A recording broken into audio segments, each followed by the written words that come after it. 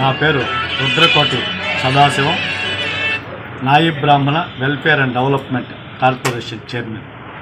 ఈరోజు పత్తిపాడు నియోజకవర్గం పత్తిపాడు మండల పార్టీ కార్యాలయంలో నాయిబ్ బ్రాహ్మణుల సమావేశం ఏర్పాటు చేయడం జరిగింది. దానికి మా అన్నగారు మండల పార్టీ ప్రెసిడెంట్ అన్నగారు, పార్టీ నాయకులు, నాయిబ్ బ్రాహ్మణ సంఘ నాయకులు అందరూ కూడా హాజరవ్వడం జరిగింది.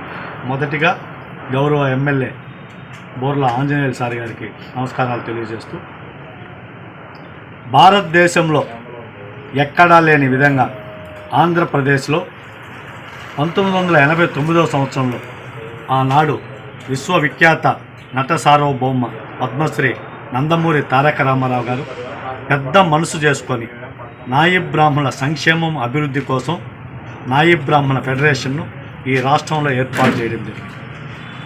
ఆ తర్వాత గౌరవ ముఖ్యమంత్రి వర్యులు బడుగు బలహీన వర్గాల ఆశా జ్యోతి, నిరంతర శ్రమజీవి, 2047 స్వర్ణాంధ్ర సృష్టికర్త గౌరవ ముఖ్యమంత్రి నారా చంద్రబాబు నాయుడు గారు ఆ ఫెడరేషన్ని కార్పొరేషన్గా అప్గ్రేడ్ చేసి నాయిబ్ బ్రాహ్మణుల సంక్షేమం కోసం అనేక విధాలుగా సహాయ సహకారాలు అందిస్తూ ఉన్నారు.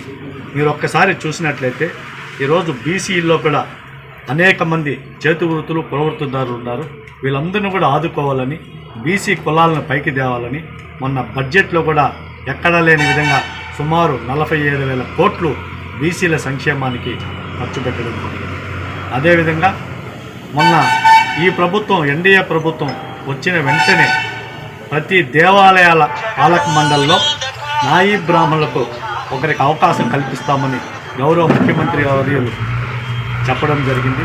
అదేవిధంగా ఎండోమెంట్ దేవాలయాల్లో 44A దేవాలయాల్లో పనిచేస్తున్న నాయిబ్ బ్రాహ్మణులందరికీ కూడా ఈరోజు 20,000 రూపాయల జీతం ఉంటే దాన్ని 25,000 చేసిన ఘనత నారా చంద్రబాబు. అదేవిధంగా ఆదరణ పథకం, ఏవైతే చేతు వృత్తులు, కుల వృత్తులు చేసుకుంటారో వాళ్ళందరికీ కూడా ఆ వృత్తుల్లో నాణ్యత పరిశీలించి నాణ్యమైన పనిముట్లు ఇచ్చి వాళ్ళని చేతు వృత్తులు, కుల వృత్తులు చేసుకోవాలని పైకి తేవాలని సదుద్దేశంతో ఆదరణ 3 పథకం ప్రవేశపెడతా ఉన్నారు. దానికి బడ్జెట్లో 1000 కోట్ల రూపాయలు కేటాయించడం జరిగింది. ఒక పక్క 10 లక్షల కోట్లు అప్పులు చేసి కంపెనీలన్నీ వెళ్ళిపోయి సంక్షేమం లేక ఈ రాష్ట్రం అధోగతి పాలైంటే నారా చంద్రబాబు నాయుడు గారు మొన్న 4వసారి ముఖ్యమంత్రిగా ప్రమాణ స్వీకారం చేసిన తర్వాత ఆయన మొట్టమొదటి సంతకం నిరుద్యోగులకు సుమారు 16,437 టీచర్ పోస్టులు భర్తీ చేస్తామని చెప్పడం జరిగింది. దాంట్లో భాగంగా మొదటి సంతకం పెట్టినారు. టీచర్ పోస్టులకు కూడా నోటిఫికేషన్ ఇచ్చినారు. టీచర్ పోస్టులకు కూడా అప్లై చేసుకొని ఎగ్జామ్స్ కూడా రాస్తున్నారు. త్వరలో 16,347 పోస్టులను భర్తీ చేసి ఈ రాష్ట్రంలో తెలుగుదేశం పార్టీలోనే అనేక మంది టీచర్లను తయారు చేసిన ఘనత ఈ పార్టీ.